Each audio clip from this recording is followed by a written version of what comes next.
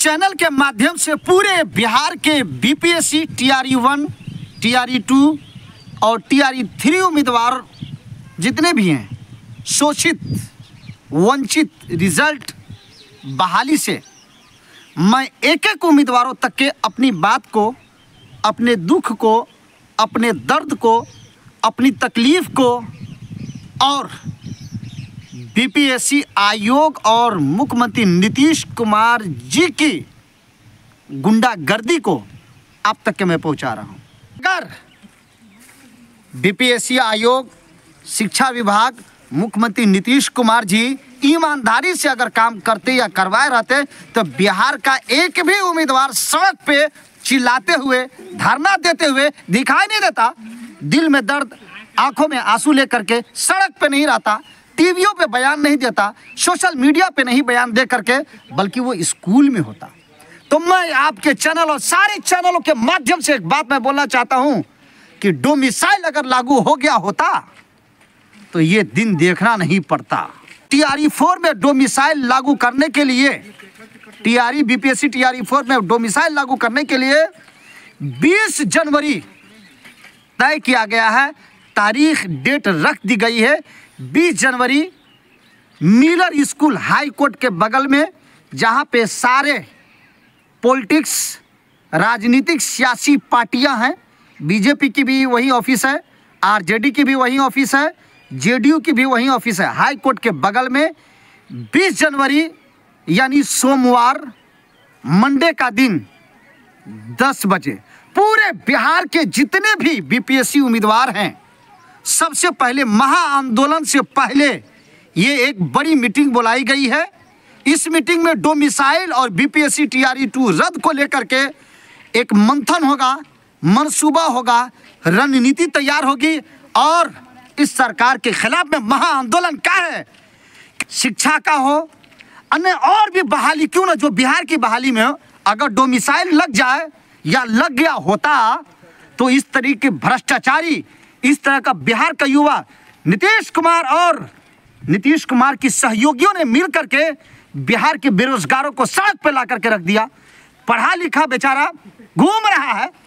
अगर ये डोमिसाइल को लागू कर दिया जाए तो कोई इस तरीके से बेरोजगार नहीं रहेगा, बिहार मजदूरों का खगान नहीं बनेगा।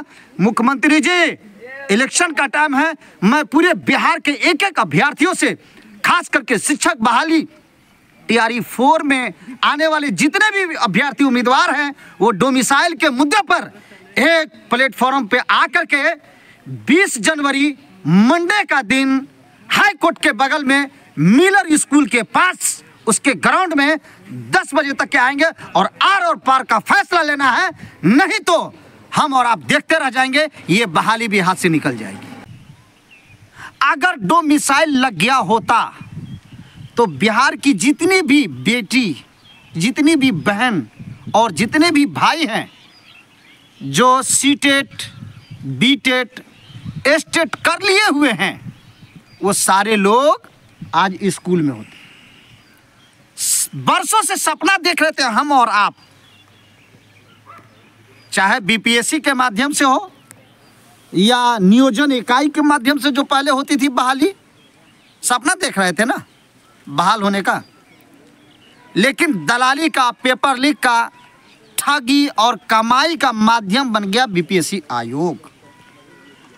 बीपीएससी टीआरई 1 सवालों के घेरे में, बीपीएससी टीआरई 2 सवालों के घेरे में, बीपीएससी टीआरई 3 सवालों के घेरे में, सारी शिक्षकों की बहाली सवालों के घेरे में। कभी ईडब्ल्यूएस के ऊपर में आरक्षण घटा दिया जाता है, कभी ईबीसी का आरक्षण को नीचे घटा दिया जाता है, कभी विकलांग जो रिजर्व सीटें हैं बिहार की, उसको घटा करके अदर स्टेटों को उसमें घुसाया जाता है। मनमानी तरीके से भ्रष्टाचारी और पैसे लेकर के, यानी बिहार का लड़का सड़कों पे घूम रहा है। बिहार का रिजर्वेशन, चाहे वो जनरल की सीट हो या फिर ईबीसी की सीट हो या फिर वो ईडब्ल्यूएस की सीट हो, सारी सीटों पे अदर स्टेट के उम्मीदवारों को, अभ्यर्थियों को ला करके सेट किया जाता है और डकैती और ठगैती का अड्डा बनाया जाता है किसको? बीपीएससी आयोग को। मैं ये बात इसलिए मैं बोल रहा हूं कि बीपीएससी टीआरई 1 उसके ऊपर में भी कुछ केस हाई कोर्ट में पहुंचा हुआ है। बीपीएससी शिक्षक बहाली टीआरई 2। अब आप बताइए कि नोटिफिकेशन के बाद में दर्जनों संशोधन, एग्जाम के बाद में भी क्वालिफाइंग पेपर को हटा देना, यार ये तो इतना बड़ा अन्याय है। ये तो महाजाहिल बीपीएससी आयोग का अधिकारी लोग है कि संशोधन करता, वो भी एग्जाम के बाद में। ऐसा कभी सुना है आपने? वो मसला, वो मुद्दा, वो मामला हाई कोर्ट में पहुंचा। टीआरई 2 वाला, टीआरई 3 वाला सीधा जाकर के 21,000 सीटों पे रिजल्ट नहीं दिया। 21,000 सीटों पे।